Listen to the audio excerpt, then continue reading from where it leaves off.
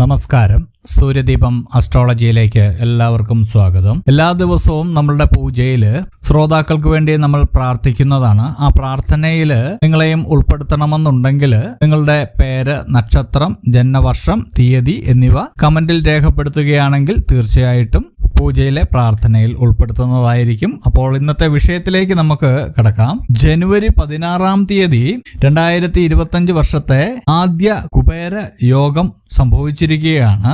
ഈ യോഗം 9 നക്ഷത്രക്കാർക്കാണ് സംഭവിച്ചിരിക്കുന്നത്. ആഗ്രഹിച്ച കാര്യങ്ങളൊക്കെ അതിന്റെ പൂർണ്ണതയിൽ എത്തിക്കാൻ സാധിക്കുക എന്നതാണ് ഈ യോഗത്തിലൂടെ നിങ്ങൾക്ക് കിട്ടുന്ന പ്രധാന ഫലം. പലപ്പോഴും പല തടസ്സങ്ങൾ മൂലം പല കാര്യങ്ങളും നിങ്ങളുടെ ജീവിതത്തിൽ നടക്കാതെ പോയിരുന്നു. ആ കാര്യങ്ങളെല്ലാം നടക്കുന്ന ഒരു സമയമായിരിക്കും. വേദജ്യോതിഷപ്രകാരം ഒരു വ്യക്തിയെ സമ്പന്നനാക്കുന്നതിൽ, അതുപോലെ തന്നെ ഒരു വ്യക്തിയുടെ ജീവിതത്തിൽ ഉയർച്ചകളും സൗഭാഗ്യങ്ങളും വന്നു ചേരണമെങ്കിൽ ഗ്രഹങ്ങളും രാശിമാറ്റങ്ങളും എല്ലാം പങ്കുവഹിക്കുന്നുണ്ട്.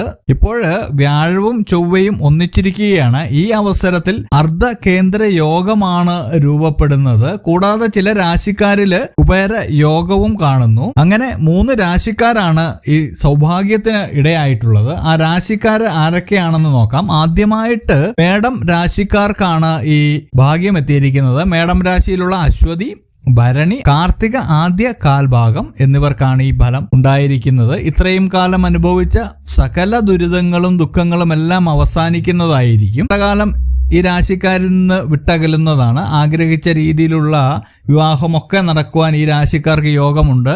ബിസിനസ്സൊക്കെ ആരംഭിക്കാൻ പറ്റിയൊരു സമയമാണ്. സാമ്പത്തിക പുരോഗതി ഉണ്ടാവുന്നുണ്ട്. വിദ്യാർത്ഥികൾക്കൊക്കെ പഠന സംബന്ധമായിട്ട് വളരെ അധികം മേന്മയാണ് ഉണ്ടാവാൻ പോകുന്നത്. വിവാഹ കാര്യങ്ങളിലൊക്കെ തീരുമാനമാവുന്നതാണ്. സ്ഥിരമായിട്ടുള്ള വരുമാന മാർഗങ്ങൾ ഈ രാശിക്കാർക്ക് കണ്ടെത്താൻ സാധിക്കുന്നതാണ്. ഒരു സൈഡിൽ നിന്ന് മാത്രമായിരിക്കില്ല വരുമാനം, നാനാവശത്തു നിന്നും വരുമാനം വരുന്ന ഒരു സമയമായിരിക്കും. എത്ര പ്രയാസങ്ങളെയും അതിജീവിച്ച് നിങ്ങൾ ഈ സമയത്ത് മുന്നോട്ട് പോകുന്നതാണ്.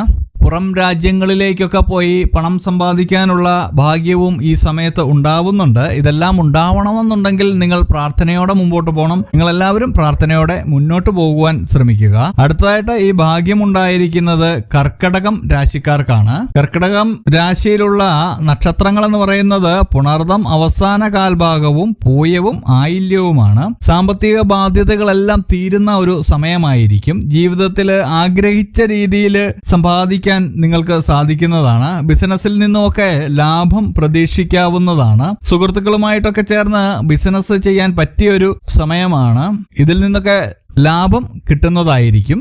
ജീവിത നിലവാരമെല്ലാം വർദ്ധിക്കുന്നതായിരിക്കും. ഒരുപാട് കാലമായിട്ട് ആഗ്രഹിച്ചിരുന്ന കാര്യങ്ങളെല്ലാം പ്രാവർത്തികമാക്കാൻ കഴിയും. പുതിയ ബന്ധങ്ങൾ നിങ്ങൾക്ക് സ്ഥാപിച്ചെടുക്കാൻ കഴിയുന്നതാണ്.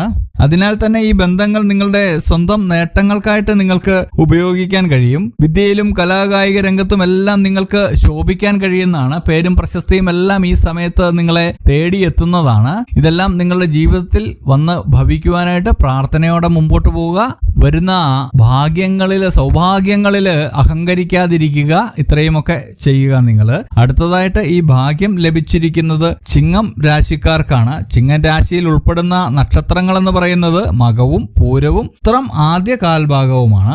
ഈ സമയത്ത് നിങ്ങൾക്ക് ഒട്ടനവധി നേട്ടങ്ങളാണ് നിങ്ങളെ തേടിയെത്തുന്നത്. നിങ്ങൾ ആഗ്രഹിച്ച കാര്യങ്ങളെല്ലാം നടത്തിയെടുക്കുവാൻ സാധിക്കുന്നുണ്ട്. ബന്ധുക്കളുമായിട്ട് കോടതിയിൽ നിലനിൽക്കുന്ന കേസുകളൊക്കെ ഒത്തുതീർപ്പായി നിങ്ങൾക്ക് അനുകൂലമായിട്ടുള്ള വിധികൾ വരുന്നതാണ്. സുഹൃത്തുക്കളുമായിട്ടൊക്കെ നല്ല ബന്ധം നിലനിർത്താൻ സാധിക്കുന്നതാണ് ഈ സമയത്ത്. ദാമ്പത്തിക ജീവിതമൊക്കെ വളരെയധികം സന്തോഷത്തോടെയും സമാധാനത്തോടെയും പോകുന്നതാണ്. വിദ്യാർത്ഥികൾക്ക് വളരെ നല്ല സമയമാണ്. സാമ്പത്തികമായിട്ട് വളരെയധികം ഉന്നതി ഉണ്ടാവുന്നതാണ്.